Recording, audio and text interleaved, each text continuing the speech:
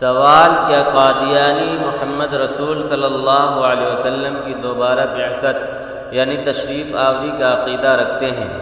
جواب: جی ہاں، مرزا قادیانی کے بیٹے نے کہا حضرت صلی اللہ علیہ وسلم کے دو بعثت ہیں، یا بتبدیل الفاظ بھی کہہ سکتے ہیں کہ ایک اور مرتبہ بروزی رنگ میں حضرت صلی اللہ علیہ وسلم کا دوبارہ آنا دنیا میں وعدہ دیا گیا، جو مسیح موعود اور مہدی موعود یعنی مرزا قادیانی کے ظہور سے پورا ہو۔ جیسا کہ مومن کے لیے دوسرے احکام الہی پر ایمان لانا فرض ہے، ایسا ہی اس بات پر ایمان لانا بھی فرض ہے کہ حضرت صلی اللہ علیہ وسلم کے دو بعثت ہیں۔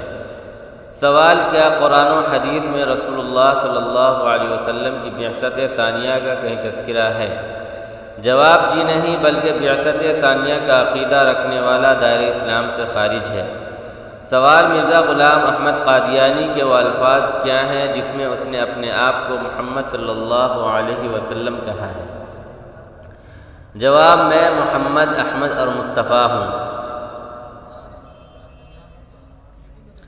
سوال: قرآن کریم کی کس آیت سے مرزا قادیانی خود کو محمد رسول اللہ ثابت کرنے کی کوشش کیا؟ جواب: سورہ فتح کی آیت محمد الرسول اللہ والذین معہ اشداء علی الکفار رحماء بینہم۔ مرزا قادیانی نے کہا اس وحی میں میرا نام محمد رکھا گیا اور رسول بھی۔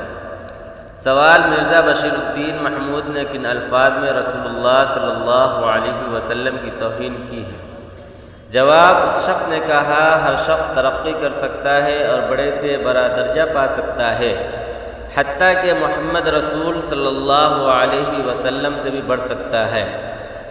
سوال: مسلمان حضرت محمد صلی اللہ علیہ وسلم کو رسول مدنی کہتے ہیں، بتائیے اس کے مقابلے میں قادیانی مرزا کو کیا کہتا ہے؟ جواب: رسول قدنی۔